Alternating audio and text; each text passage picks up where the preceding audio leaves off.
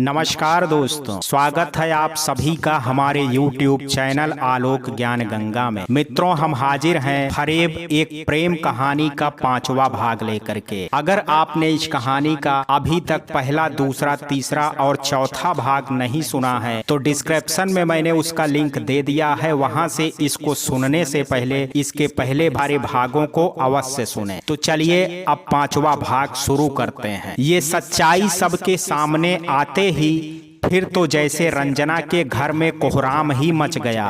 उसकी मां ने रंजना और दीपेश की एक ना सुनी और जो कहते बना दीपेश को निसंकोच कह डाला। यहाँ तक कि उसे उसकी मां को नाजायज औलाद कह करके उसके खून और उसके संस्कार पर भी उंगली उठा दी। ये सब बातें बहुत देर तक किसी से छिपी ना रह सकती। बात पहुँचते पहुँचते पास पड़ोस में भी जा पहुँची और फिर हुआ वही जिसकी कल्पना दीपेश ने कतई नहीं की थी। कुछ पास पड़ोस के लोग अंदर आ चुके थे और रंजना की मां इसकी परवाह किए बगैर ही बोलती जा रही थी। एक सभ्य समाज में ऐसे धोखे वाली बात हर किसी को आश्चर्य में डालने के लिए काफी होती है और उस समय भी यही हो रहा था। जिसने भी दीपेश का इतना बड़ा फरेब सुना उसने दांतों तले उंगली दबा ली। उसके भाई तो इतने गर्म हो गए कि छोटे बड़े का लिहाज तक भुला बैठे। गुस्से में भर करके उन्होंने तो दीपेश पर हाथ उठा करके हद ही कर दिया। दीपेश के लिए ये समय ऐसा था कि धरती फट जाए और वो उसमें समा जाए। वो जिल्लत भरे खून का घूंट पी करके चुपचाप सब बर्दाश्त करता रहा, क्योंकि वो जानता था कि उसने गलती की है और वो अपने उस गलती पर शर्मिंदा भी था।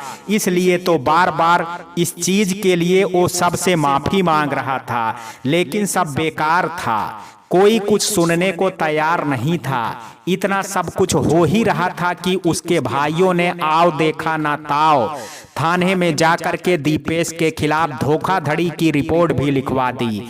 पुलिस आई और लड़की वाले को धोखे में रख करके इतना दहेज लेने के आरोप में उसे सबके सामने खींचते हुए थाने ले गई। ये सब रंजना के सामने हो रहा था और वो मूक दर्शक बनी देखती रह गई थी। इसके अलावा उसके पास कोई रास्ता भी नहीं था। दीपेश को पुलिस लेकर के जा चुकी थी, लेकिन भीड़ अभी भी फुसफुसाहट के साथ कुछ रंजना के घर के भीतर तो कुछ उसके दरवाजे पर ही जमा थी। इतना बड़ा तमाशा हुआ वो भी उसके परिवार की वजह से। ये बात रंजना को नागवार गुजरी, लेकिन साथ ही दीपेश के इतने बड़े फरेब के वो आसानी से झूठला भी नहीं सकती थी। फिर वो उसके झूठ के बावजूद उसे कहीं ना कहीं ये मलाल जरूर था कि इस बात को गुपचुप तरीके से भी सॉल्व किया जा सकता था। इतने लोगों के सामने तमाशा लगाने और शोर शराबा करने की क्या जरूरत थी। दीपेश को गए 4 घंटे हो चुके थे।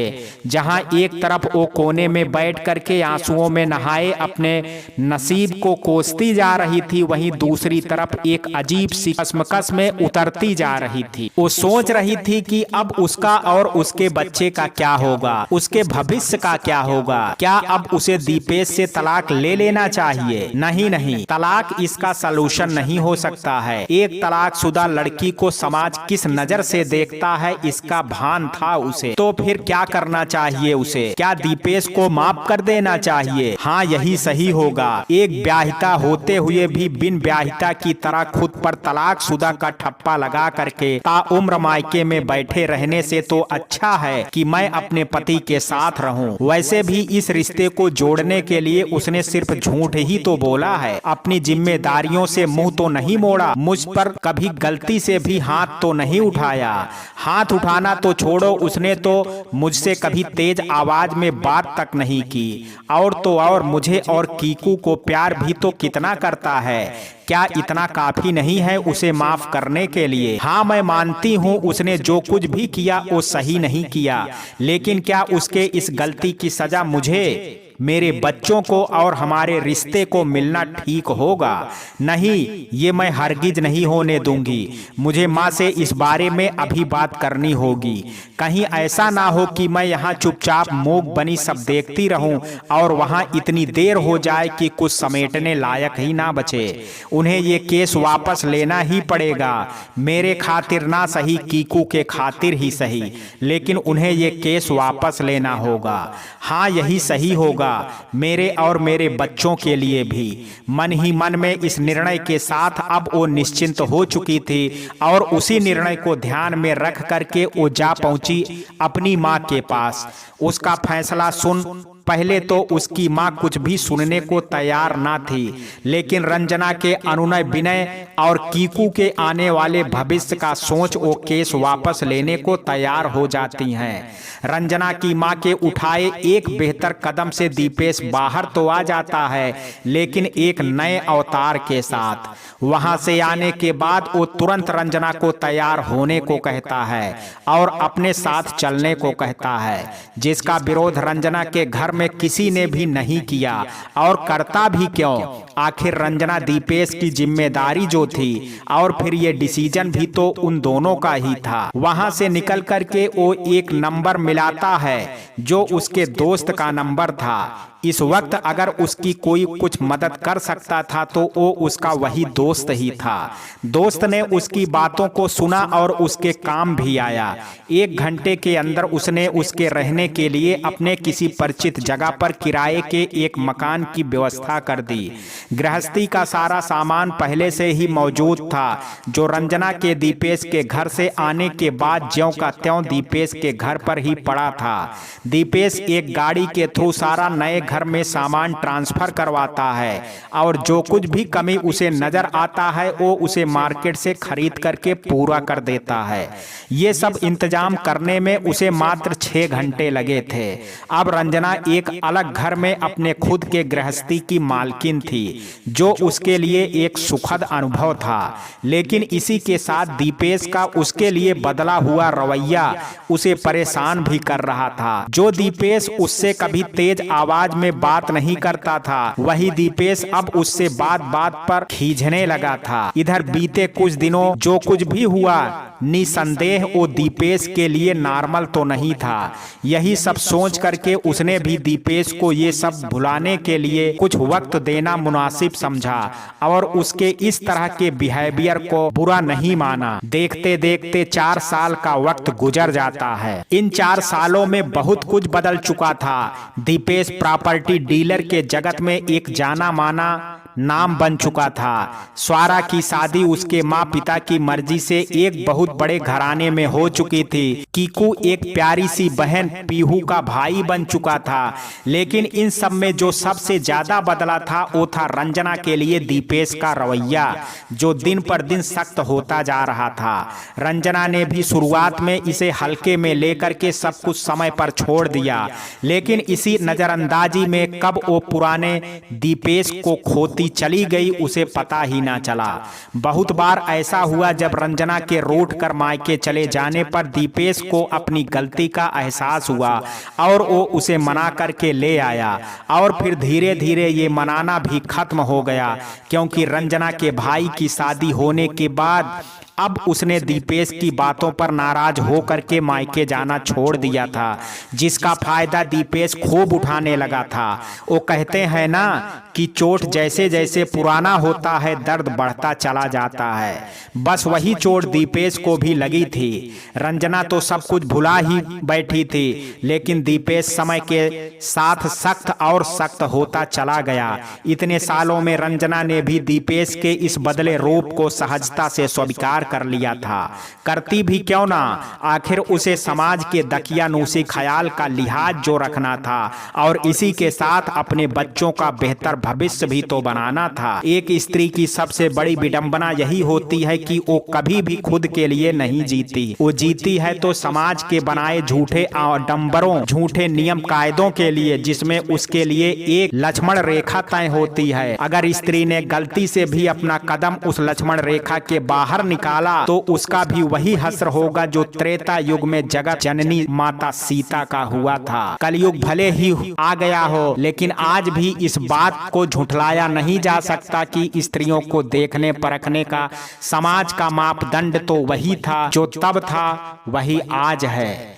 आज भी धोबी का किरदार अदा करने वाले समाज के कुछ तुच्छ मानसिकता वाले पाखंडी बड़ी तादाद में गर्व से सीना ताने घूम रहे हैं, जो एक स्त्री के सीमाओं की रेखा अपने हिसाब से तय करने को वाहवाही समझते हैं।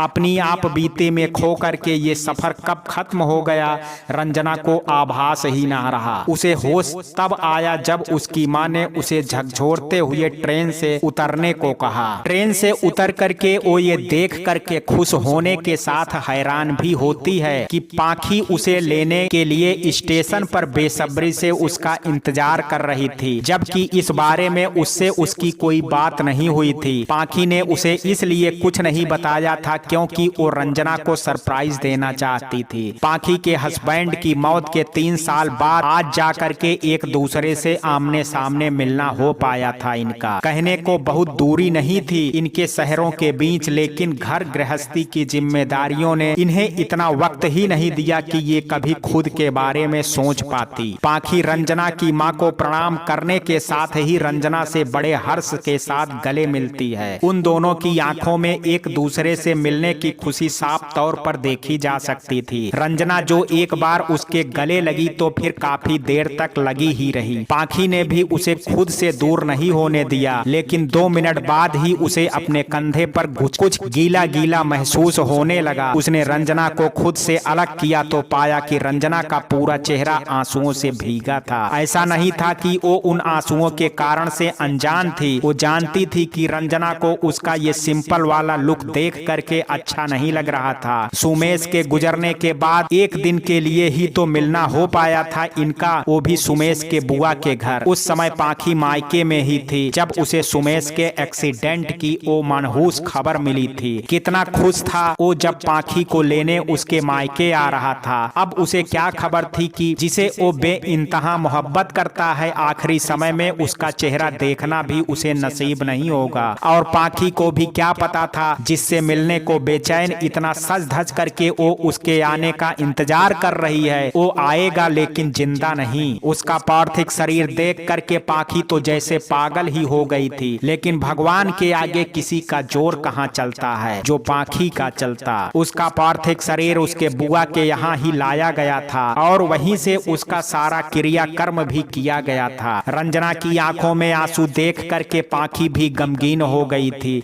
लेकिन फिर भी खुद को संभालते हुए उसने सिचुएशन को हल्का करने के लिए बात का रुख दूसरी तरफ मोड़ते हुए रंजना से कहा, अरे भाई, बहन से मिलना जुलना हो गया हो तो कुछ अपने बच्चों पर भी नजर कर लो। स्कूल से आने के बाद से 20 बार पूछ चुके हैं मम्मा मासी कब आएंगी, और इनकी तुमसे मिलने की उत्सुकता तो देखो। मेरे मना करने पर भी जिद पर अड़ गए कि हम भी चलेंगे स्टेशन आपके साथ मौसी को लेने। अरे भाई, इन्हें कैसे भूल सकती हूँ। कैसे हो मेरे प्यारे बच्चों? अच्छे हैं मौसी? दोनों बच्चों ने एक साथ कहा। कितने प्यारे बच्चे हैं, कह करके रंजना ने तेज को गोदी में उठा लिया। और छोटू कैसा लगा मौसी से मिल करके? अच्छा लगा, तेज तुतला करके बोला। हाँ तो घर चले फिर? चलो चल करके देखते हैं मौसी आप दोनों के लिए क्या गिफ्ट लेकर के आई हैं। रंजना ने तेज को गोदी से उतारते हुए कहा और फिर सब स्टेशन से बाहर की ओर निकल पड़ते हैं। तुम कुछ देर यहीं रुको, मैं पार्किंग से गाड़ी लेकर के आती हूँ, कहते हुए पाखी पार्किंग की ओर बढ़ने लगती है। क्यों, ड्राइवर नहीं है क्या? रंजना की मां ने आश्चर्य से पूछा। नहीं आंटी, कार मैं खुद ड्राइव करती हूँ, और जब खुद ड्राइव कर लेती हूँ तो ड्राइवर की क्या जरूरत है। और वैसे भी आजकल किसी मेल अजनबी पर भरोसा करने लायक भी नहीं है, कहते हुए वो पार्किंग की तरफ बढ़ जाती है। घर पहुँचने में उन्हें करीब 40 मिनट लगे थे। घर पहुँच करके रंजना और उसकी माँ फ्रेश होने चली जाती हैं। तब तक पाखी चाय नाश्ते का इंतजाम करने में जुट जाती है। 1 घंटे बाद रात के 8:30 बजे उनका चाय नाश्ता हो गया था। अब बारी थी बच्चों को उनका गिफ्ट देने की।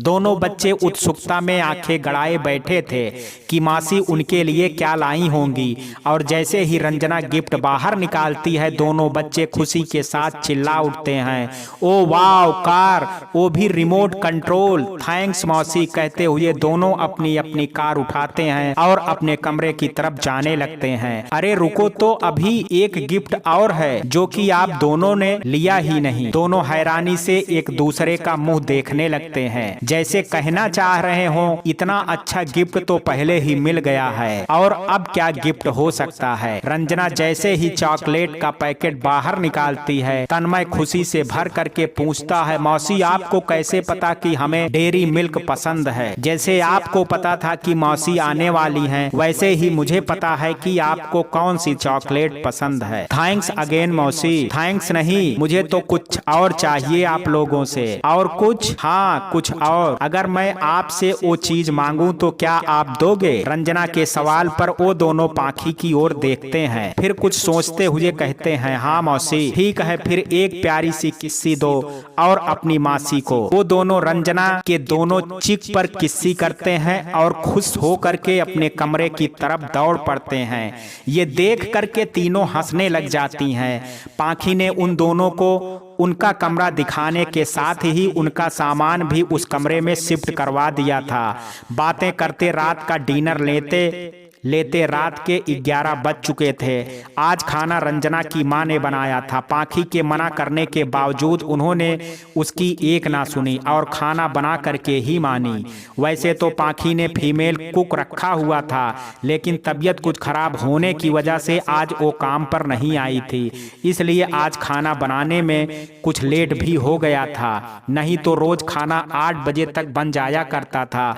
कुसुम एक 50-52 साल की परिपक्व महिला थी जो पाखी के यहाँ पिछले 7 सालों से खाना बनाने का काम करती थी। उसका काम 2 शिफ्ट में था, सुबह 11 बजे से दोपहर 2 बजे तक और शाम 5 बजे से रात 8:30 बजे तक। इसके अलावा एक और थी जो घर के झाड़ू पोछा बर्तन कपड़े वगैरह का काम देखती थी और परमानेंट यहीं रुकती थी। इसकी उम्र 27-28 के आसपास थी। पाखी की तरह उसका पति भी अभी 2 साल पहले ही इस दुनिया को छोड़ करके चला गया था। एक बच्चा था उसका जो 8 साल का था, वो भी अपनी माँ के साथ यहीं रहता था। पहले वो जिस किराए के मकान में रहती थी, पति के जाने के बाद काम ना होने की वजह से वो उस मकान का किराया नहीं दे पा रही थी, जिससे परेशान होकर के मकान मालकिन ने उसे उसके कहीं और ठिकाना करने का अल्टीमेटम दे रखा था। उसने अपने एक परिचित से कोई छोटा मोटा काम दिलाने की बात की थी और फिर जल्द ही वो उस परिचित के जरिए पाखी के यहाँ काम पर लग गई। वो परिचित तेज और तन्मय के स्कूल में एक दाई का काम करती थी।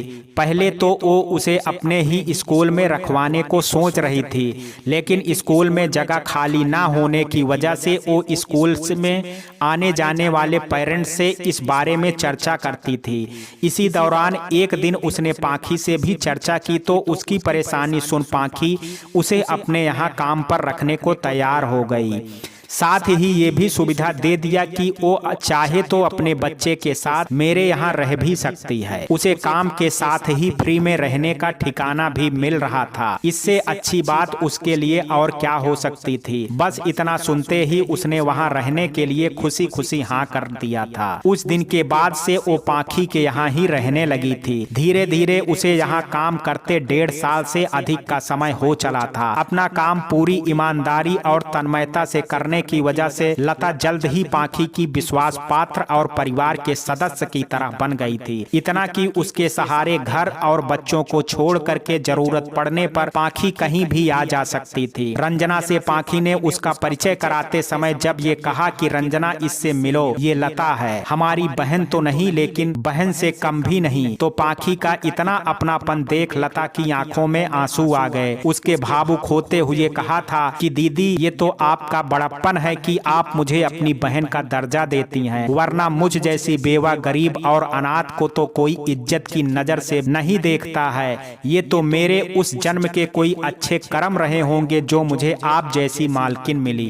रंजना ने उसकी बातों पर उसे चुप कराते हुए कहा कि खबरदार, जो आगे से खुद को नौकरानी कहा तो। वैसे तुम्हारा बेटा कहाँ है? कहीं दिख नहीं रहा है। हाँ, वो सो गया है दीदी, कल सुबह मिला दूंगी। कोई बात नहीं, लो उसे ये चॉकलेट दे देना, बोल देना तुम्हारी नई मौसी ने दिया है। रंजना ने उसे चॉकलेट का एक पैकेट थमाते हुए कहा। लता चॉकलेट लेती है और रंजना का आभार व्यक्त करके चली जाती है। रंजना को दूसरे दिन सुबह अपना ऑफिस ज्वाइन करने जाना ही था, साथ ही कुछ सफर के दौरान की थकावट भी थी जो उसे नींद की ओर धकेल रही थी। तो वो भी पाखी और बच्चों को गुड नाइट बोल करके माँ के साथ सोने के लिए अपने बेडरूम की तरफ बढ़ जाती है। रंजना के नौकरी ज्वाइन करने और उसकी माँ के वापस जाने के बाद से सब कुछ व्यवस्थित और सुचारू रूप से आगे बढ़ते हुए 3 महीने से ज्यादा का वक्त हो चला था। और इन 3 महीनों में ना दीपेश का रंजना के प्रति नजरिया बदल पाया था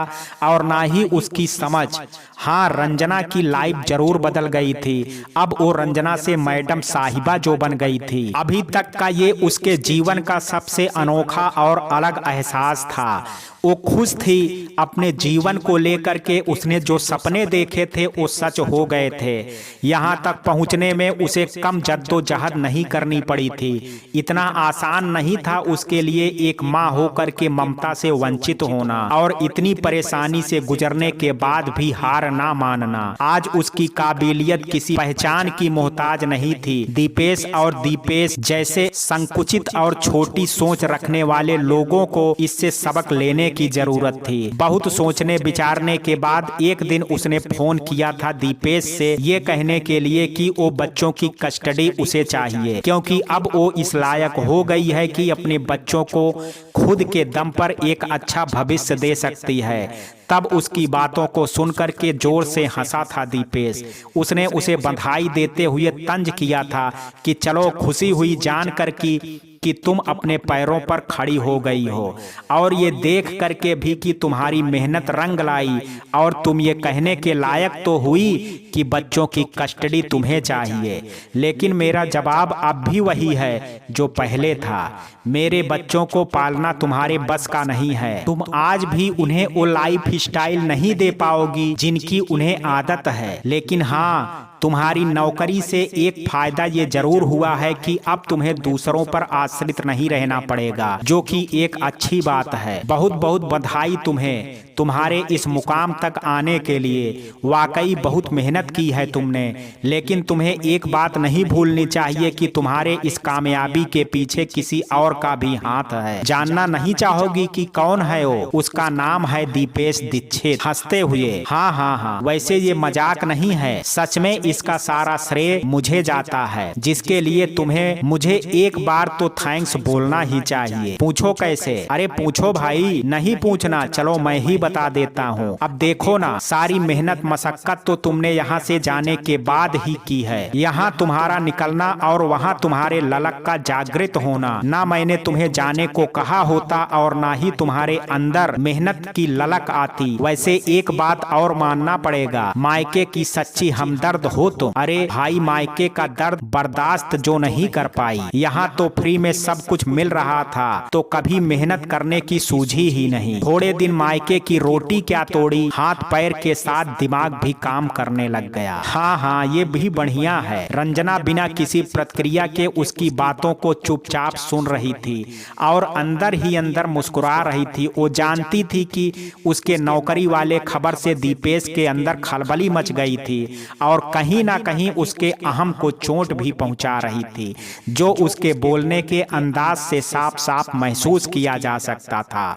और पहुंचती भी क्यों ना, आखिर था तो वो भी एक इंसान ही, जिसकी भावनाएं थी, भावों के व्यक्त करने की अभिव्यक्ति थी उसमें। उससे भी बढ़ करके एक पति होने के साथ साथ एक पुरुष का दिल भी था। कोई भी पुरुष ये कैसे बर्दाश्त कर सकता है कि जिस स्त्री को उसने झूठी शान में आकर के दर बदर की ठोकर खाने के लिए उसके खुद के ही घर से निकल जाने को मजबूर कर दिया, वो उस घर से निकल करके टूटने के बजाय समाज में अपनी एक अलग पहचान और रुतबा कायम कर लेने में कामयाब हो करके उस पुरुष के सोच पर प्रश्न चिन्ह लगा सकती है। खैर, लास्ट आते आते रंजना ने उसको ये तक अल्टीमेटम दे दिया कि अगर तुमने सीधे तरीके से मेरे बच्चों को मुझे नहीं सौंपा तो मुझे मजबूरन दूसरा रास्ता अख्तियार करना पड़ेगा।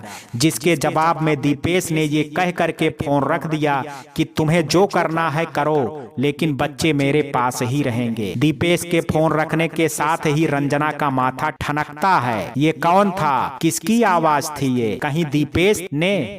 नहीं, ये कैसे हो सकता है? तो फिर उसका दिमाग नई उलझनों से घिर बैठा और उस उलझन की वजह थी एक आवाज जो उसे दीपेश से बात करते वक्त फोन पर सुनाई पड़ी थी। जब दीपेश ने फोन कट किया तो उसके कुछ सेकंड पहले उसके कानों में एक आवाज आई। वो आवाज किसी फीमेल की थी और उस आवाज से वो कोई वेल एजुकेटेड लग रही थी। उसकी बोली हुई लाइन, जी खाना डाइनिंग टेबल पर लगा दिया है, मुझे पता करना होगा कौन है ये। लेकिन अभी तो मैंने 15 दिन पहले ही बच्चों से बात की थी, तब तो बच्चों ने मुझसे इस बारे में कोई जिक्र नहीं किया था। तो क्या अभी कुछ दिन पहले ही मैं भी क्या क्या सोच रही हूँ? ऐसा कुछ होता तो बच्चे मुझे फोन करके जरूर बताते। ऐसा भी तो हो सकता है कि दीपेश के डर की वजह से मुझे फोन नहीं कर पा रहे हों बच्चे।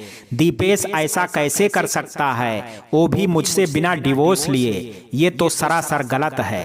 तभी उसके अंतर्मन से आवाज आती है, अब जब तुम्हारे और दीपेश के बीच कुछ बचा ही नहीं है तो गलत क्या और सही क्या? वैसे भी तुम्हें कोई फर्क नहीं पड़ना चाहिए। उसकी लाइफ, उसकी सोच, वो कुछ भी करे, तुम्हें क्या? वो उन ख्यालों से खुद को एग्जिट करती है, आंख बंद करके सोने की कोशिश करती है, लेकिन लाख कोशिश करने के बावजूद वो खुद को नींद के आगोश तक ले जाने में नाकामयाब रहती है। उसका दिमाग ना चाहते हुए भी फिर उसी आवाज की ओर चला जाता है जो उसने दीपेश के फोन रखने के दौरान सुनी थी। मन में कई सवाल और उनके जवाब जानने की बेसब्री में वो दूसरे दिन का इंतजार करना उचित समझती है, जब वो बच्चों से फोन करके इस बारे में पूछ सके। उस समय घड़ी में 10:30 बज रहे थे जब वो खाना खा करके अपने रूम में आकर के आराम कर रही थी और तभी उसके दिमाग में अपने बच्चों का चेहरा घूम गया। फिर तो उसने एक पल की देरी किए बिना एक निष्कर्ष तक पहुंचने के लिए दीपेश का फोन लगा दिया। 2 बार पूरी रिंग गई, लेकिन दीपेश ने फोन नहीं उठाया। तीसरी बार में उसने फोन उठा करके ये कहा था कि बच्चे सो गए हैं, कल सुबह या दोपहर में बात हो जाएगी, तब तक के लिए फोन करके बार बार मुझे डिस्टर्ब मत करो। इतना कह करके वो फोन रखने ही जा रहा था कि रंजना की एक लाइन सुन करके वो ठिठक गया, आज मुझे बच्चों से नहीं आपसे बात करनी है। और फिर उस बातचीत का जो लाबो लुआब निकला वो कोई निष्कर्ष तक नहीं पहुंचा, लेकिन रंजना के लिए एक उलझन जरूर बन गया। रात के 1 बज रहे थे, लेकिन नींद रंजना की आंखों से ओझल हो चुकी थी। वो अभी तक इसी उधेड़ बुन में लगी हुई थी कि वो आवाज किसकी हो सकती है। दीपेश और रंजना के बीच इतना सब कुछ होने और उनके रिश्ते की डोर कमजोर होने के बावजूद उसे दीपेश से ऐसी अपेक्षा नहीं थी। दूसरों की तरफ उसके मन में भी ये विश्वास था कि एक दिन दीपेश को अपनी गलती का एहसास होगा और वो उससे माफी मांग करके उसके पास वापस लौट आएगा। लेकिन यहाँ तो सब उल्टा हो रहा है। कौन कहे उसे अपनी गलती का एहसास करने को? उसने तो उससे अलग होने का पूरा प्लान ही बना लिया था। उसे इस बात की चिंता नहीं थी कि दीपेश अपनी खुशी उसके अलावा किसी और में तलाश रहा है। उसे चिंता थी तो बस इस बात की कि पता नहीं कौन होगी, कैसी होगी, उसका उसके बच्चों को ट्रीट करने का रवैया कैसा होगा। दीपेश दिन भर तो घर पर रहता नहीं होगा, ऐसे में उसे कैसे पता होगा कि उसके बच्चे उस औरत के साथ महफूज हैं या नहीं, वगैरह वगैरह सोच करके ही उसका माथा दर्द से फटा जा रहा था। आमतौर पर वो शनिवार को रिलैक्स फील करती थी क्योंकि दूसरे दिन रविवार होता था, लेकिन आज वो अपसेट हो गई थी। उसके मन में एक ही बात चल रही थी कि जल्दी से सुबह हो और वो बच्चों से बात करे। उसने इस मसले पर पाखी से बात करने की सोची। एक बार वो बिस्तर से उठी भी, लेकिन घड़ी में 2 बजे का टाइम देख करके वो रुक गई। इतनी रात गए पाखी को डिस्टर्ब करना उसने उचित नहीं समझा। वो फिर से बिस्तर पर आकर के लेट गई। इसी कश्मोकश में उसे कब नींद आ गई पता ही नहीं चला। दूसरे दिन सुबह जब उसकी आंख खुली तो घड़ी में 10 बज चुके थे। घड़ी पर नजर जाते ही वो हड़बड़ा करके उठी। ओह, आज तो काफी लेट हो चुका है। वो वॉशरूम जाती है और जल्दी जल्दी फ्रेश होकर के नीचे आती है। नीचे आने पर देखती है तो पाखी लता के सहयोग से ब्रेकफास्ट की तैयारी करने में लगी हुई थी। कुसुम के आने का समय 11 बजे से होता था, तो सुबह का नाश्ता पाखी को ही मैनेज करना होता था, जिसमें उसका सहयोग लता भी कर दिया करती थी। हाथ तो रंजना भी बटाना चाहती थी, लेकिन पाखी उसे कुछ करने ही नहीं देती थी, ये कह करके कि तुम तो ऑफिस जाने की तैयारी करो। हाँ, संडे को वो पाखी की एक ना सुनती थी और फिर इस दिन लता की छुट्टी करके यही दोनों मिल करके नाश्ता बनाती थी। Good morning dear. रंजना को देखते ही पाखी ने मुस्कुराते हुए विश किया उसे। मॉर्निंग पाखी। रंजना ने भी पाखी को मुस्कुरा करके जवाब देते हुए कहा, आज काफी लेट हो गया उठने में मुझे। तुम तो जानती ही हो कि आज के दिन मैं अलार्म ऑफ करके सोती हूँ और फिर कल कुछ नींद भी देर से आई थी, इसलिए आज आँख खुलने में जरा देर हो गई। अरे ठीक है, इतनी भी देर नहीं हुई है। वैसे भी हफ्ते में आज ही का दिन तो ऐसा होता है कि कम से कम ऑफिस जाने की चिंता से फारिग हो करके तुम सुकून से सो सकती हो, इसलिए तो मैंने भी तुम्हें जगाना ठीक नहीं समझा। पाखी ने बदसूरत मुस्कुराहट जारी रखते हुए कहा, वैसे क्या मैं जान सकती हूँ कल मैडम जी को देर से नींद क्यों आई? हो सकता है काम के अधिकता की वजह से वो बच्चों पर ध्यान ना दे पा रहा हो, जिसकी वजह से उन्हें रखने की जरूरत पड़ गई हो। ये भी तो हो सकता है कि इतने दिनों तक कोई ढंग की मिली ना हो और अब जाकर के मिली हो। खैर, तुम्हें एक बार फोन करके इस बारे में बच्चों से बात कर लेनी चाहिए। वैसे जहां तक मुझे लगता है दीपेश जी ऐसा वैसा कोई कदम नहीं उठाएंगे। हाँ, मैं मानती हूं कि थोड़ा गुस्सा जरूर है उनके अंदर, लेकिन इतनी बड़ी नादानी वो नहीं करेंगे।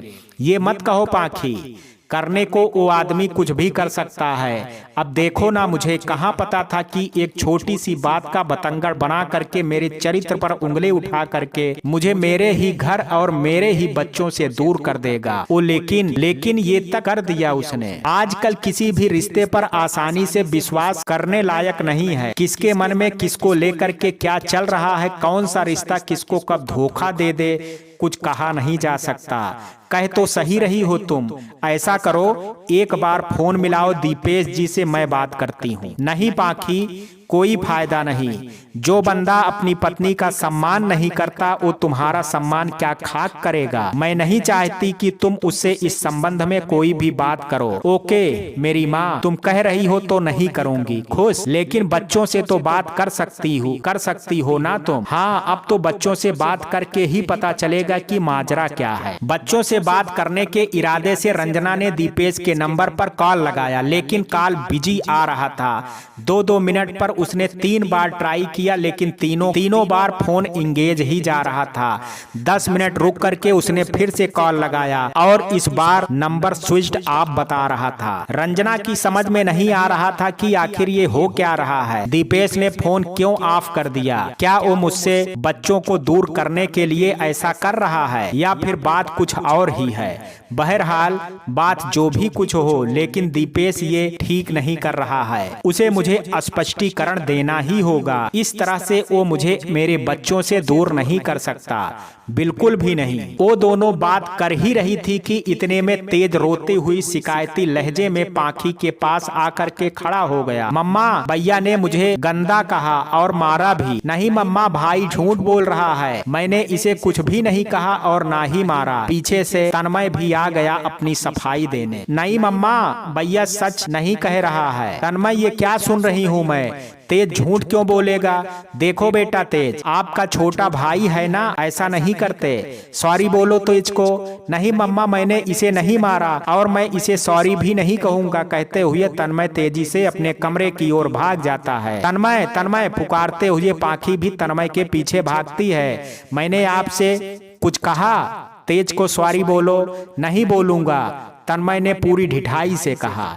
कितने बदतमीज हो गए हैं आप, कहते हुए पाखी तन्मय के गाल पर एक जोर का तमाचा जड़ देती है। तन्मय रोने लगता है और फिर तन्मय का रोना सुन करके रंजना भी आ जाती है। क्या हुआ मेरे बच्चों को, रो क्यों रहा है? मम्मा ने मारा, मम्मा गंदी है, मैं इनसे बात नहीं करूंगा। तन्मय हिचकी लेते हुए बोला। नहीं बच्चा, ऐसा नहीं कहते, आपकी मम्मा तो वर्ल्ड बेस्ट मम्मा है, कितना प्यार करती है आपको, आपको ऐसा नहीं बोलना चाहिए। चलो सॉरी बोलो मम्मा को। सॉरी मम्मा। रंजना के कहने पर तन्मय अपने दोनों कान पकड़ करके पाखी को सॉरी बोलता है। अब चलो तेज को किस करके हक करो। तेज आपसे छोटा है ना, बच्चा है तो आपको तेज को प्यार करना चाहिए, ना कि लड़ाई। लेकिन इसने मेरी फेवरेट वाली कार तोड़ दी मौसी। कोई बात नहीं, टूट गई, मैं आपके लिए उससे भी अच्छी कार लाऊंगी। और वैसे भी उसने ऐसा जानबूझ करके थोड़े ना किया होगा, गलती से हो गया होगा। चलो तेज को सॉरी बोलो। सॉरी भाई, ये हुई ना बात। चलो प्रॉमिस करो अपनी मौसी को,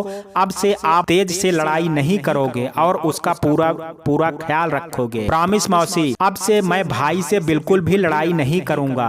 गुड बॉय। रंजना ने तन्मय के माथे पर किस करते हुए कहा। इतने में लता की आवाज आती है। दीदी नाश्ता लग गया है। हाँ लता, चलो नाश्ता करते हैं। लता मासी ने नाश्ता लगा दिया है। रंजना के कहने के साथ ही चारों डाइनिंग रूम की ओर बढ़ जाते हैं। दोपहर के 1 बजे का टाइम था। रोज की तरह रंजना अपने ऑफिस में फाइल्स पर नजर गड़ाए बैठी हुई थी कि तभी उसका फोन घनघना उठता है। रंजना फोन की घनघनाहट को इग्नोर करके नजर फाइल्स में ही गड़ाए रहती है। आज की ये फाइल्स बहुत इंपॉर्टेंट थी जिसे रंजना का आज ही निपटाना था, इसलिए उसने नंबर बिना देखे ही फोन को स्विच ऑफ कर दिया और तन्मयता से लगी रही अपने काम पर। आधे घंटे बाद मैं आई कम इन मैडम। दरवाजे पर ठक ठक के साथ किसी ने रंजना से अंदर आने की परमिशन मांगी। यस कम इन। रंजना ने उस व्यक्ति को बिना देखे फाइल्स पर ही नजरें टिकाए हुए कहा। वो व्यक्ति अंदर आता है और रंजना के हाथ से इशारे करने पर वहीं लगी कुर्सी पर बैठ जाता है। रंजना इतनी बिजी थी कि उसे नजर उठाने तक की फुर्सत नहीं थी। उसने उस व्यक्ति की ओर बिना देखे ही सवाल किया। Yes please. जी वैसे तो कोई जरूरी काम नहीं था, लेकिन बस एक बार आपको देखने का इरादा लिए यहाँ तक चला आया। उस व्यक्ति की इस तरीके की बेहुदा बातें सुन करके रंजना को थोड़ा अजीब लगा, लेकिन इसी के साथ उसे ये आवाज कुछ जानी पहचानी सी लगी। रंजना ने जैसे ही अपनी नजर ऊपर उठाई, सामने एक परिचित चेहरा देख करके उसके चेहरे पर हल्की मुस्कान आने के साथ ही एक झटका लगा। तुम? रंजना ने चौंकते हुए पूछा। जी मैं। अच्छा तो ये थे तुम जो इतनी देर से बहकी बहकी बातें कर रहे थे। वैसे तुम यहाँ कब आए? बस जब आप फाइलों में गुम थी तभी आया। मेरे कहने का मतलब तुम इस शहर में कब आए? ना कोई फोन ना कोई मैसेज, ऐसे अचानक। बस आपको सरप्राइज देने का मन किया और मैं चला आया। सोचा इसी बहाने आपका ऑफिस भी देख लूंगा। वैसे आया तो कल ही से हूँ, लेकिन आने का आभास आज हुआ। उसकी बातों को सुन करके रंजना ने अपनी भौं को ऊपर चढ़ाते हुए उस पर एक सवालिया निगाह डाला और पूछा, मतलब? मेरे कहने का मतलब अब जब आज तुमसे मिल रहा हूं तब जाकर के ये लग रहा है कि वाकई मैं इस शहर में हूं। ओह, वैसे एक बात बोलूं? हाँ बोलो। इस कुर्सी पर तुम्हें बैठा देख करके मुझे कितनी खुशी हो रही है, ये मैं तुम्हें बता नहीं सकता। यू नो, मैंने जब भी इमेजिन किया तो तुम्हें ऐसे ही कुर्सी पर बैठे हुए इमेजिन किया और भगवान से हमेशा यही दुआ मांगी कि भगवान तुम्हें उस मुकाम तक ले जाए जिसकी तुम वास्तव में हकदार हो। आज जब मैं तुम्हें इतने व्यक्तियों का तुम्हारे अंडर काम करते हुए देख रहा हूं तो मैं बता नहीं सकता कि मुझे तुम पर कितना प्राउड फील हो रहा है। Thank you Avinash. वैसे क्या लोगे तुम, ठंडा या गरम? आपके ऑफिस में जो मिल जाए, यहाँ सब मिलता है, तुम अपनी बताओ। वैसे तो घर से खा पी करके ही निकला हूँ, लेकिन तुम इतना कह रही हो तो चलो एक कप चाय हो ही जाए। रंजना ने एक नंबर घुमाया और एक कप चाय का ऑर्डर करके फिर से अपनी फाइलों में खो गई। ये क्या, बस एक कप चाय? हाँ, तुम्हारे लिए। मुझे आज काम बहुत है तो नजर ऊपर उठाने तक की फुर्सत नहीं है। चाय पीने लगूंगी तो काम डिले हो जाएगा। कुछ देर में चाय आ जाती है और अविनाश चाय पीने लग जाता है। रंजना का इतना मशगूल देखा तो वो कहता है, लगता है मैं गलत समय पर आ गया। ऐसा भी क्या, अधिकतर मैं फ्री ही होती हूँ। हाँ, हफ्ते में 2-3 दिन ऐसा होता है जब काम ज्यादा होता है। आज एक बहुत इंपॉर्टेंट फाइल आई है, सोचा जब तक तुम चाय पियोगे तब तक मैं ये फाइल निपटा लेती हूँ। रंजना ने फाइलों में गुम होकर के जवाब दिया। करीब 5 मिनट बाद रंजना के केबिन में एक बाबू की एंट्री होती है। मैडम, सर जी पूछ रहे हैं कि फाइल चेक करके रेडी कर लिया हो तो उनका सिग्नेचर करा लें, उन्हें से निकलना भी है। हाँ यादव जी, बस रेडी ही है। रंजना एक बार फिर से फाइल को रीचेक करने के बाद अपना सिग्नेचर दे करके उसको अंतिम रूप देती है और बड़े सर को सिग्नेचर लेने के लिए अपनी कुर्सी पर से उठ खड़ी होती है। अच्छा अविनाश, सॉरी, अब मुझे जाना होगा। शाम को घर आओ, बाकी बातें वहीं होंगी, चाय नाश्ते के साथ। रंजना ने हाथ में फाइल समेटते हुए कहा। जी जरूर, आपके जरानवाजी का बहुत बहुत शुक्रिया। अविनाश ने एक हाथ अपने चेस्ट पर रख करके आगे की ओर हल्का सा झुकते हुए कहा, चलो फिर मिलते हैं शाम को, बाय। उसी दिन समय शाम के 6:30 बज रहे थे। पाखी और रंजना लॉबी एरिया में बैठ करके आज दोपहर में जो कुछ भी हुआ आपस में उसकी चर्चा कर ही रहे थे कि डोरबेल की ट्रेन आवाज ने उनका ध्यान अपनी ओर खींचा। लगता है अविनाश आ गया, पाखी ने उत्सुकता में कहा। दरवाजा लता ने खोला। जी, किससे मिलना है आपको? रंजना और पाखी की चर्चाओं से अनभिज्ञ दरवाजे पर एक अजनबी को खड़ा देख लता ने सवाल किया था। अरे लता, आने दो उन्हें, वो हमारे बहुत ही खास और पुराने दोस्त हैं। अविनाश कोई जवाब देता इससे पहले ही पाखी ने जवाब दे दिया। जी दीदी, लता पीछे हटते हुए बोली। लता के पीछे हटते ही अविनाश लॉबी की तरफ बढ़ जाता है जहां पाखी और स्वारा बैठी थी और मेन गेट से साफ साफ देखी जा सकती थी। हाय पाखी, hello Ranjana. Hi Avinash, what present surprise, बहुत लंबी उम्र है तुम्हारी। तुम्हें पता है अभी मैं और रंजना तुम्हारी ही बात कर रहे थे। और बताओ आज हमारे शहर का रास्ता कैसे भूल गए तुम? बस नए शहर में कुछ पुराने और खास लोगों की पहचान खींच लाई यहाँ तक। अविनाश पाखी और रंजना के ठीक सामने टेबल के दूसरी तरफ लगे काउच पर बैठते हुए बोला। क्या बात है, और बताओ कैसे हो? एकदम फर्स्ट क्लास। हाँ, और आंटी कैसी हैं? वो भी ठीक है, बस कुछ बढ़ती उम्र का असर उन पर भी आ गया है। क्या हुआ, तबीयत तो ठीक है ना उनकी? हाँ, तबीयत तो ठीक है, थोड़ी सी घुटने से रिलेटेड प्रॉब्लम है। डॉक्टर ने चलने फिरने को कहा है, वरना केस कॉम्प्लिकेटेड भी हो सकता है। ओह, ध्यान रखो आंटी का, पाखी ने चिंतित लहजे में कहा।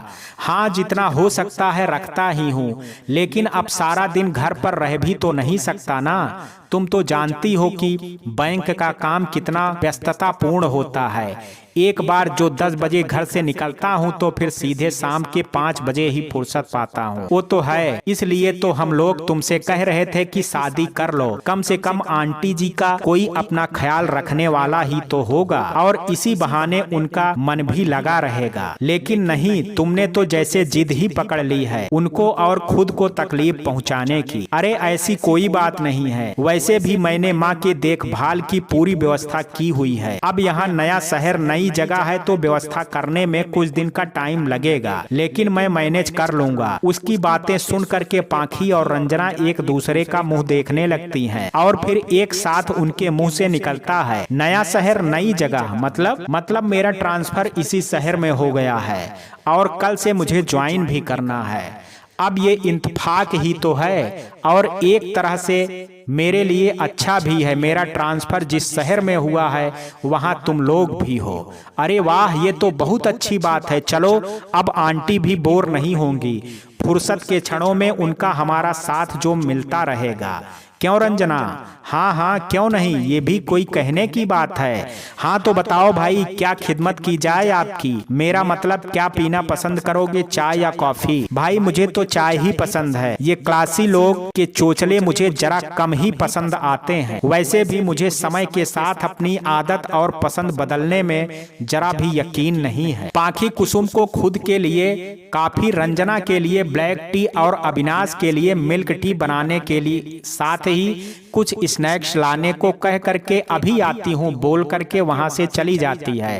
पाखी के जाते ही अविनाश रंजना से मुखातिब होता हुआ बोला, तुम तो कुछ बोल ही नहीं रही हो। चलो ऑफिस का तो समझ में आता है, लेकिन यहाँ कौन सी व्यस्तता है जो इतनी शांत शांत हो? शांत कहाँ हूँ, बोल तो रही हूँ। हाँ और बताओ बच्चे कैसे हैं? अब मुझे कैसे पता होगा, मुझे उनसे बात किए खुद ही कई दिन हो गए। अविनाश के सवाल पर रंजना ने दर्द और खीज के मिश्रित भाव स्वर में कहा, तो कर लो ना, इसमें प्रॉब्लम क्या है? यही तो प्रॉब्लम का ही तो नहीं पता है। मैं कुछ समझा नहीं। मैं समझाती हूँ पाखी,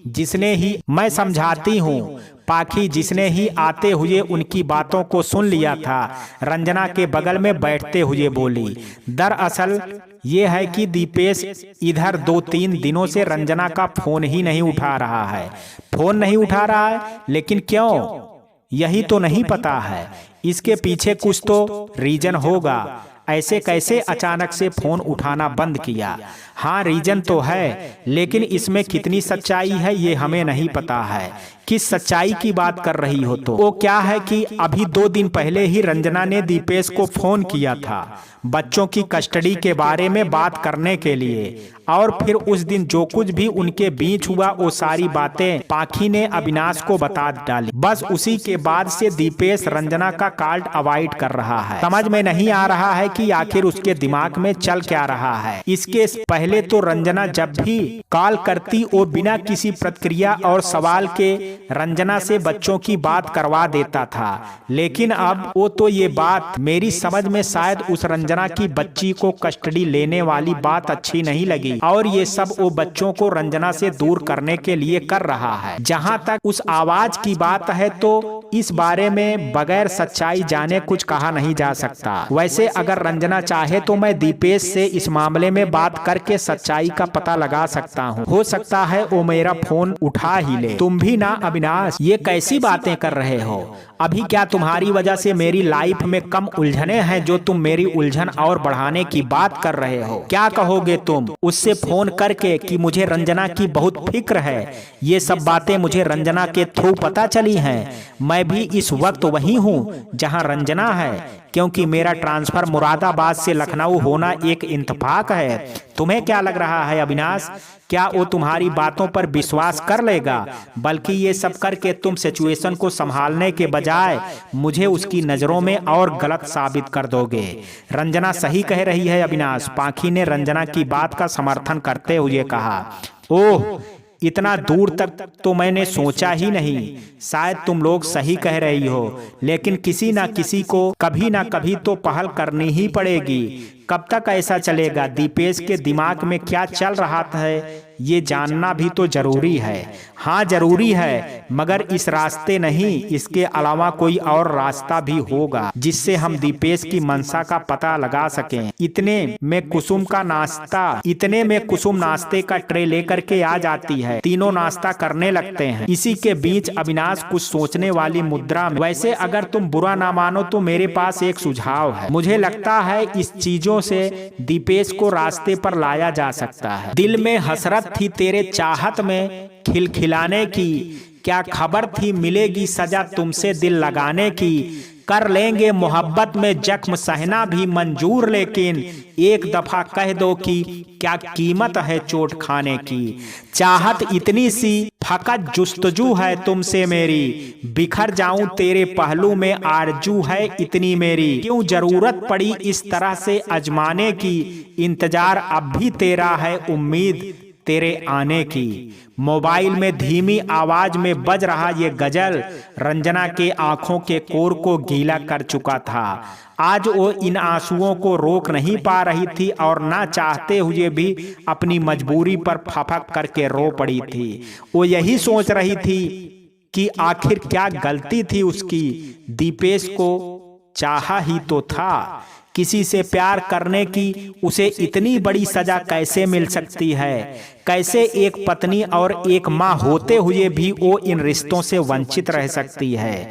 क्या कुछ नहीं किया उसने दीपेश के लिए, सब कुछ तो बर्दाश्त किया। अपना मायका छोड़ा, अपनी खुशियां छोड़ी, अपनी अहमियत छोड़ी, यहाँ तक कि अपने आत्मसम्मान को भी दांव पर रख दिया। क्यों? सिर्फ और सिर्फ अपने फर्ज, अपनी ममता और अपने प्रेम के लिए। लेकिन इसके बदले क्या मिला उसे? उपेक्षा, दर्द, तकलीफ, जुदाई, लांछन, रुसवाई। क्या यही सब पाने के लिए उसने इतना बड़ा कदम उठाया था? दीपेश का इतना बड़ा झूठ, इतनी बड़ी गलती माफ की थी? क्या यही सब झेलने के लिए उसने सब कुछ नजरअंदाज करके उसके साथ रहने का निर्णय किया था? क्यों दीपेश, क्यों किया तुमने ऐसा? एक बार तो पलट करके देख लेते मेरी तरफ, एक बार तो पूछ लेते कि मैं कैसी हूँ, तुम्हारे बगैर खुश भी हूँ या नहीं। मैं सच कह रही हूँ, मैं सब कुछ भूल जाती। तुम्हारी उपेक्षा, तुम्हारा तिरस्कार, तुम्हारा लगाया गया हर इल्जाम, सब कुछ भूल करके तुम्हारे पास दौड़ी चली आती। क्यों तुम कठोरता की मूरत बने बैठे हो दीपेश? क्यों भूल जाते हो तुम कि मैं भी हाड़ मांस की बनी हुई एक इंसान ही हूँ, जिसके अंदर जज्बात, भावनाएं, दिल है। कोई इंसान खुदा कैसे बन सकता है दीपेश? बताओ कैसे वो तुम्हारे दिए हर चोट पर केवल मुस्कुरा करके रह सकता है? भले मैंने कभी किसी पर ये जाहिर नहीं होने दिया, लेकिन सच यही है कि मेरा दिल आज भी तुम्हारे नाम पर उसी तरह धड़कता है जिस तरह पहली बार तुम्हारे स्पर्श करने पर धड़का था। मेरी सांस आज भी तुम्हें वैसे ही पुकारती है जैसे उस वक्त पुकारा करती थी जब तुम मुझे छोड़ करके मुझसे दूर जाया करते थे। मेरा रोम रोम तुम्हारे लिए अब भी वैसे ही तड़पता है जब तुम्हारी सच्चाई जानने के बाद तुमसे दूर हो जाने के एहसास मात्र से तड़प उठी थी। तुम ही कहो कैसे मैं तुम्हें इतनी आसानी से भूल जाऊं दीपेश? कैसे? तुम क्यों नहीं समझते दीपेश कि मैं तुमसे अब भी उतना ही प्यार करती हूं जितना पहले करती थी? अच्छा बताओ, अगर मुझे तुमसे प्यार ना होता तो क्यों मैं अपने रिश्ते को बचाने के लिए इतने सालों तक तुम्हारी उपेक्षा झेल करके भी चुप रहती? क्यों दीपेश, क्यों? वो दीपेश की तस्वीर सीने से लगाए ऐसे सिसक रही थी जैसे वो दीपेश की तस्वीर नहीं बल्कि दीपेश को ही सीने से लगा करके रो रही है और उसे अपनी व्यथा सुना करके अपना मन हल्का कर रही हो।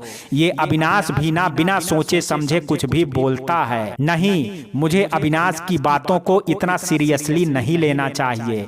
कितनी आसानी से कह दिया उसने कि तुम दीपेश के खिलाफ जा करके कोर्ट में केस फाइल कर दो, फिर देखना कैसे वो घुटनों के बल रेंगता हुआ तुम्हारे पास आता है। उसे समझना चाहिए कि एक पति पत्नी का रिश्ता लाख कठिनाइयों से भरा हो, लेकिन उस रिश्ते की डोर इतनी कमजोर नहीं होती कि इतनी आसानी से उसे तोड़ा जा सके। और अगर मैंने ये रास्ता अपनाया भी तो इसकी क्या गारंटी है कि वो मेरे पास वापस लौट ही आएगा? हो सकता है कि इन सब चीजों का वो गलत मतलब भी निकाल ले और अहम में आकर के मेरा केस फाइल करना एक्सेप्ट ही कर ले। हाँ, मैं मानती हूँ कि मैंने बच्चों के कस्टडी लेने की बात उससे की थी, लेकिन इसका तो ये मतलब नहीं कि मैं दीपेश के खिलाफ कोर्ट में जाऊं। अपने बच्चों के साथ पाने के लिए उसके खिलाफ कानूनी लड़ाई का सहारा लूं। अगर मुझे यही सब करना होता तो मैं कब कर चुकी होती। फिर इन सब की नौबत ही क्यों आने देती। नहीं, मुझे अविनाश की बात नहीं माननी चाहिए। ज्यादा से ज्यादा क्या होगा, मुझे मेरे बच्चों से दूर रहना पड़ेगा, लेकिन कम से कम इसी बहाने बच्चों के साथ साथ दीपेश के मेरे जिंदगी में वापसी की उम्मीद तो बनी रहेगी। वैसे भी कोई इतना मूर्ख नहीं हो सकता कि अपनी पत्नी के रहते किसी और से संबंध कायम कर ले। ये मेरा वहम भी हो सकता है। अगर ऐसा कुछ होता तो दीपेश मुझे बता देता। आखिर इतना हक तो बनता ही है मेरा उस पर। मुझे ये नहीं भूलना चाहिए कि उसकी पत्नी होने के साथ मैं उसके बच्चों की माँ भी हूँ। बहुत सोच विचार करने और अपना अच्छा बुरा समझने के बाद रंजना ने अविनाश की बात को सही ना मानते हुए ये डिसीजन लिया कि वो दीपेश पर केस फाइल नहीं करेगी। दूसरे दिन रंजना कुछ उखड़ी उखड़ी सी थी, इसलिए वो पाखी का सामना करने से कतरा रही थी। शायद वो नहीं चाहती थी कि पाखी उसकी सुर्ख लाल आंखों को देख करके ओवर रिएक्ट करे, इसलिए आज उसने अपना नाश्ता अपने कमरे में ही मंगवा लिया था। पाखी समझ सकती थी रंजना का दर्द, इसलिए उसने भी बिना सवाल किए उसका नाश्ता उसके कमरे में ही भिजवा दिया। नाश्ता करके तैयार हो करके वो ऑफिस के लिए निकल ही रही थी कि पाखी को दरवाजे पर खड़े देख करके ठिठक गई और फिर लाख बचाने पर भी खुद को पाखी की नजरों से बचा नहीं पाई। क्या हुआ रंजना, तुम्हारी आंखें इतनी लाल और सूजी हुई क्यों हैं? नहीं तो कहाँ सूजी हुई हैं, ठीक तो हैं। वो अपने नजरों को पाखी की नजरों से बचाते हुए बोली। कितना झूठ बोलोगी और क्यों? देखो रंजना, हम दोनों बेस्ट फ्रेंड हैं। जहां तक मुझे याद है हमने आज तक किसी से कोई भी बात नहीं छुपाई है, फिर आज क्यों? तुम्हें क्या लगता है कि अगर तुम मुझे बताओगी नहीं तो मैं क्या समझ नहीं पाऊंगी? साफ साफ पता चल रहा है कि तुम रात भर सोई नहीं हो। हाँ, वो बच्चों की याद आ रही थी इसलिए थोड़ा देर से नींद आई थी, और कोई बात नहीं है, सच बोल रही हूँ। मैं तुमसे झूठ क्यों बोलूंगी? हाँ वो तो है। अच्छा, मुझे तुमसे एक बात करनी थी। शाम को अविनाश के घर जाना है, याद है ना तुम्हें? हाँ याद है, पर मैं नहीं जा पाऊंगी। ऐसा करना, तुम लता और बच्चों को लेकर के चली जाना। आज ऑफिस में काम थोड़ा ज्यादा है तो आने में लेट हो सकता है। रंजना ने झूठ का सहारा लिया। अब ऐसा भी क्या काम आ गया कि अपने लिए वक्त ही ना निकाल पाओ? देखो, मुझे कुछ नहीं सुनना, तुम्हें चलना होगा बस। मैंने कहा ना मेरा मन नहीं है, तुम चली जाओ। तुम्हें एक बार में कोई बात समझ क्यों नहीं आती पाखी? रंजना ने झल्ला करके कहा। उसकी झल्लाहट पर पाखी स्तब्ध रह गई और उसे निरीह नजरों से ताकते हुए कहा, ठीक है बाबा, मत जाओ, लेकिन इतना गुस्सा क्यों हो रही हो? मैंने तो बस इसलिए कहा था कि जब से आई हो बस काम काम और काम के अलावा कुछ और सूझता ही नहीं तुम्हें। मैंने सोचा इसी बहाने आंटी से भी मिलना हो जाएगा और तुम्हारा मन भी बहल जाएगा। लेकिन अगर आज तुम्हें चलने में दिक्कत है तो ठीक है, मैं तुम्हें अविनाश के घर चलने के लिए नहीं कहूंगी। Okay, just chill. इनफैक्ट मैं खुद भी नहीं जा रही हूँ वहाँ। जब तुम्हारा मूड सही हो जाए तो मुझे बता देना, हम उस दिन प्लान बना लेंगे, डोंट वरी। रही बात अविनाश के बुरा मानने की तो मैं अविनाश को समझा लूंगी, लेकिन अगर तुम कहो तो हम आज शाम कहीं और चलें। आई प्रॉमिस तुम्हें अच्छा लगेगा। अगर मुझे कहीं बाहर ही जाना होता तो अविनाश के घर चलने में क्या बुराई थी? आज सच में मेरा मूड नहीं है, फिर कभी चलूंगी। ठीक है, जैसा तुम कहो, पाखी ने उदास हो करके कहा। मैं तो तुम्हारे मूड को फ्रेश करने के लिए ही कह रही थी। अब देखो ना, जब से यहाँ आई हो बस काम पर ही फोकस है तुम्हारा। बस ऑफिस से घर और घर से ऑफिस, यही करना है। वैसे एक बात बताओ, बोर नहीं होती हो तुम? रंजना उसकी तरफ ऐसे देखती है जैसे कहना चाह रही हो कि बच्चों के ख्याल से फुर्सत हो तब तो बोर होने की नौबत आए। ओके ओके, ऐसे मत देखो, मैं समझ गई हूँ तुम क्या कहना चाहती हो।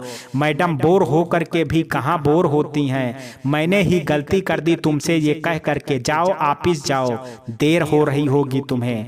कहते हुए पाखी अपने दोनों हाथ आपस में बांध करके बच्चों की तरफ मुंह फुला करके रंजना पर अपना गुस्सा जाहिर करती है। उसे इस तरह से रिएक्ट करता देख पाखी की हंसी छूट जाती है। गुस्सा हो गई? क्यों नहीं गुस्सा होंगी, मैडम को मेरी कदर ही नहीं है। पाखी ने अपना गुस्सा बदसूरत जारी रखते हुए कहा, ओ मेरी बेस्टी को तो गुस्सा करना भी आता है। ठीक है, बोलो कहाँ चलोगी? सच में तुम चलोगी? पाखी खुश होते हुए बोली, लो कर लो बात, भला मैं क्यों झूठ बोलने लगी। तो फिर चलो कोई आज मूवी देखने चलते हैं, उधर से ही किसी बढ़िया से रेस्टोरेंट में खाना खा करके भी आएंगे, क्या कहती हो? Okay done. ओ आओ, अब जाऊं मैं? पहले ही काफी लेट हो चुकी हूँ। हाँ हाँ जाओ, मैंने कहाँ रोका है तुम्हें? उसने साइड हटते हुए कहा। हाँ तुमने कहाँ रोका है, वो तो मैं ही तुम्हें देख करके रुक गई थी। हाँ हाँ, दोनों हंस देती हैं। ओके बाय, आती हूँ फिर शाम को, बाय। और हाँ टाइम का ख्याल रखना मैडम। जी बिल्कुल, रंजना सीढ़ियां उतरते हुए बोली। और अरे हाँ टाइम से याद आया, मैं डायरेक्ट वहीं आ जाऊंगी, तुम एड्रेस सेंड कर देना। घर आई तो लेट हो जाएगा। ठीक है बाबा, तुम चल रही हो, मेरे लिए यही बहुत है। फिर चाहे ऑफिस से डायरेक्ट पहुंचो या फिर घर से चलो, एक ही बात है। चलो फिर मिलते हैं। शाम को 5:30 बजे रंजना पाखी को बताए पते पर अपना रिक्शा रुकवाती है। रिक्शे वाले को पैसे दे करके रिक्शा छोड़ती है और फिर इधर उधर नजर दौड़ा करके पाखी की कार ढूंढने की कोशिश करती है। कार नहीं दिखने पर वो पाखी को कॉल लगाने ही जा रही होती है कि तभी सामने से अविनाश आता दिखाई देता है। अविनाश को देख करके एक बार को वो शॉक्ड होती है और मन ही मन सोचती है ये यहाँ क्या कर रहा है, कहीं पाखी ने इसको भी तो नहीं बुला लिया। लेकिन वो क्यों ऐसा करने लगी, वो सोच ही रही होती है कि तभी अविनाश मुस्कुराते हुए उसके सामने खड़ा हो जाता है। हाय रंजना, मैं तुम्हारा ही वेट कर रहा था। रंजना ने अविनाश को आश्चर्य से देखते हुए पूछा, तुम यहाँ? हाँ मैं यहाँ। पाखी कहाँ है? पाखी बस आ ही रही है। पाखी ने बताया था कि तुम ऑफिस से डायरेक्ट यहीं आओगी। पाखी ने बताया था? मतलब तुम लोग के साथ मैं भी शामिल हूँ भाई। अच्छा, लेकिन पाखी ने तो मुझे इस बारे में कुछ भी नहीं बताया। उसने आश्चर्य प्रकट किया। हाँ, वो मेरे आने का प्रोग्राम 4 बजे फिक्स हुआ, वो भी अचानक से। जब पाखी ने मुझे बताया कि तुम लोग मेरे यहाँ ना आकर के यहाँ आ रही हो तो मूवी देखने, तो मैंने सोचा कि लगे हाथ मैं भी एक मूवी देख ही लेता हूँ। वैसे भी तुम्हें तो पता है कि मूवी देखना मुझे ज्यादा अच्छा नहीं है, लेकिन जब नए शहर में इतने अच्छे दोस्त का साथ मिल रहा हो तो एक मूवी तो बनती ही है। बस यही सोच करके मुझे लगा कि ये मौका मुझे गंवाना नहीं चाहिए और मैं आ गया। अच्छा किया, रंजना ने अनमने ढंग से कहा। लेकिन मुझे ऐसा क्यों लग रहा है कि तुम्हें मुझे यहाँ देख करके अच्छा नहीं लगा? अविनाश ने शायद रंजना के चेहरे का भाव पढ़ लिया था। अरे ऐसी कोई बात नहीं है, मुझे क्यों बुरा लगेगा? इनफैक्ट मुझे तो बहुत अच्छा लगा तुम्हें यहाँ देख करके। रंजना ने नकली मुस्कुराहट चेहरे पर सजाते हुए प्रत्युत्तर में जवाब दिया। Are you sure? हाँ भाई। इतने में पाखी की कार आ करके रुकती है। सॉरी गाइज, थोड़ा लेट हो गया, वो बच्चे सो रहे थे तो उठा करके तैयार करने में समय लग गया। वो बोल ही रही थी कि रंजना की खुद पर तीखी नजर पड़ते ही चुप हो गई। वो समझ गई थी कि अविनाश का आना रंजना को अच्छा नहीं लगा। उसे वो पल याद आ गया जब रंजना को उसके बर्थडे पर सरप्राइज पार्टी देने के लिए उसने घूमने जाने का प्लान बनाया था। तो अविनाश को देख करके उसका रिएक्शन उस समय भी ऐसा ही कुछ था। फिलहाल अब तो पाखी भी कुछ नहीं कर सकती थी। वो रंजना की नजर को इग्नोर करती है और नॉर्मल बिहेव करते हुए कहती है, चलो बच्चों तुम लोग अंकल और मासी के साथ अंदर चलो, मैं गाड़ी पार्क करके आती हूँ। अविनाश बच्चों का हाथ पकड़ करके रंजना से चलने को बोलता है, लेकिन रंजना ये कह करके मना कर देती है कि तुम चलो, बच्चों को लेकर के मैं पाखी का यहीं वेट करती हूँ, वो भी आ जाए तो साथ ही आते हैं। अविनाश बिना कुछ बोले बच्चों को लेकर के अंदर चला जाता है। मूवी खत्म हो चुकी थी, डिनर भी हो चुका था, रात के 10:30 बज रहे थे और अब वो लोग वापसी कर रहे थे। अविनाश अपनी कार से निकल चुका था और पाखी अपनी कार से।